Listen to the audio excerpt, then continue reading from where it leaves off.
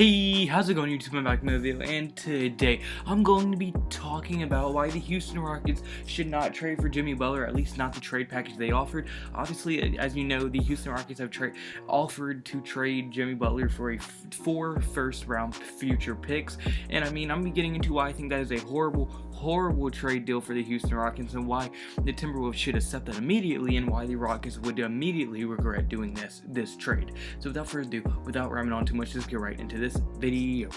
Alright, so my first reason for this video is going to be that they would be giving up their entire future. Now, you do not want, as a GM, you never want to put all your eggs into one basket and just in one trade give up your entire future and go purely win now, and that's what this trade would be doing. And we've seen this not work out before and completely blow up in teams' face. Let's take the Brooklyn Nets for example. They gave up 4 first-round picks for Kevin Garnett and Paul Pierce when they were beyond their prime and pretty much on the the worst end of their career. And I mean, there's been actual evidence of how bad this can hurt your team. As I mean, with the lack of picks, they were not able to build a team, a good enough team around the in the Brooklyn Nets at all. I mean, they have no one to build around. They have no picks to like get young assets into the team, make it exciting or anything.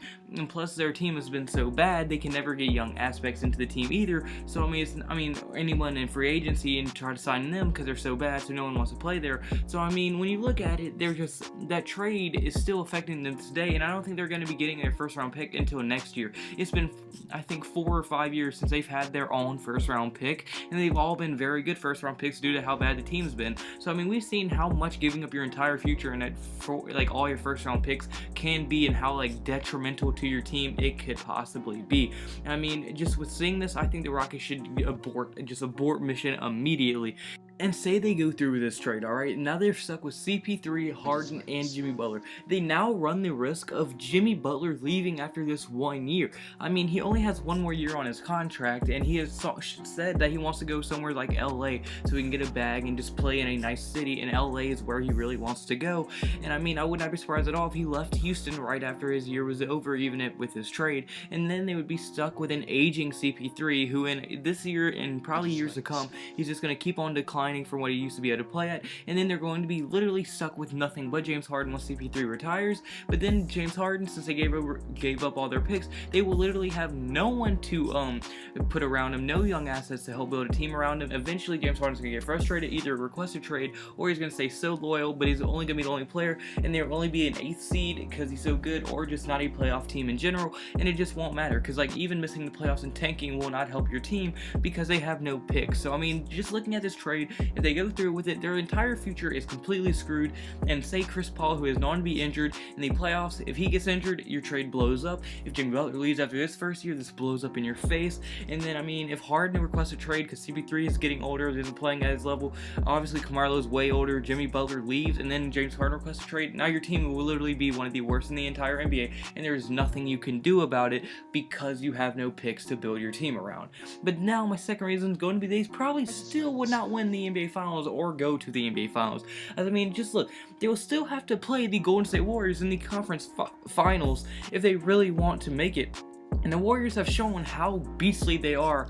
Now, like, this year is probably one of the best years I've seen them. I mean, Steph Curry literally scored 51 points in the first 3 quarters. KD scored 41 in 4 quarters against a team. They're literally just blowing people out with ease. Like, they're easily just beating teams, and they're showing how good they could be, and they're on cruise control. They're not trying their hardest, and this is not them at their full potential. So I think even with CP3, Harden, and Jimmy Butler on the same team, there just won't be a good enough team to compete with the Golden State Warriors. And this is without the DeMarcus Cousins even playing yet, one of the best centers. So they're going to be adding one of the best centers midway through the year. While I mean, if they did this, yes, Jimmy Butler could guard Durant, but Durant's still going to win that matchup by a lot. Chris Paul, he's getting older. Curry's going to win his matchup. James Harden against Clay. Clay's not awful. James Harden wins the matchup, but Clay's not horrible. Draymond's going to be running free, and then DeMarcus Cousins is better than Clint Capella. So I mean, even with it, and say they somehow beat the Golden State Warriors, say by some miracle they somehow beat the Golden State Warriors, But now you have to play the Boston Celtics in the NBA Finals, or the Toronto Raptors,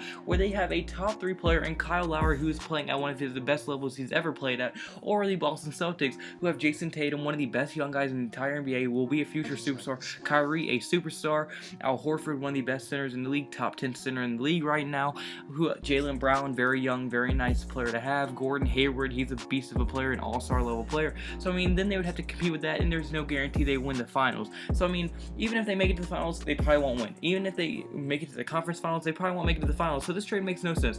They're literally giving up their entire future for a conference finals possible loss, and most likely a loss in the NBA Finals if they were to make it there. So I mean, dude, this trade literally would make no sense. And further down the line, this would be the trade that Houston Rockets fans pinpoint at, like, this is where it all went wrong. Like, don't be the Brooklyn Nets. No team wants to be the Brooklyn Nets.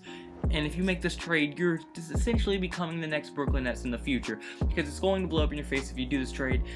So yeah, but unfortunately, guys, that's gonna be it for this video. So comment below. Do you agree with me? Do you think this trade would blow up in their face? Do you think they should trade for Jimmy Butler? Do you think that they should try to change the trade package? Do you think this is enough? Do you think it's not enough? I want to hear our thoughts in the comment section below. But also, like the video, if you did at any point, like button and subscribe button, it would mean the world to me. But I also have to thank y'all for all the support y'all been showing, as y'all been showing tons and tons of support on the channel. I think YouTube is kind of messing up, because this is the first time ever in making my videos, like literally ever, even when I was way smaller and averaging 12 views a video, that like my video will start doing really good when it's first uploaded, like jump out to 40 views, but then it would just hit a wall and completely die. And I've seen that happening to a lot of big YouTubers, like their videos completely dying, and I think that's kind of happening to my videos. But I mean, YouTube's gonna fix it. They always go through problems, but they're gonna fix their website eventually, and it's gonna be good. And we just gotta keep grinding through this. And I mean, I'm gonna keep grinding as long as I'm showing support. So I mean, I'm gonna keep uploading every single day. This is what I want to do. And I mean, some errors with YouTube aren't gonna stop me from uploading every day. This is what I love to do. Can't thank y'all enough for all the support y'all been showing. Like I said, but also have to give all praise to God. He blessed me to be here. He blessed me. He's the reason I am here. He blessed me with the family and my friends around me to give me the situation to stay motivated. He blessed me with you guys to find my channel, hit subscribe. He blessed me for you guys to like my videos and find me as a likable person. And I just cannot give enough praise to him at all. But like I said, like, this is gonna be the first video, so I hope you have a blessed day. Have a blessed day. So you need to have a blessed day. See you tomorrow's video. Goodbye. Boo. Blah, blah, blah, blah.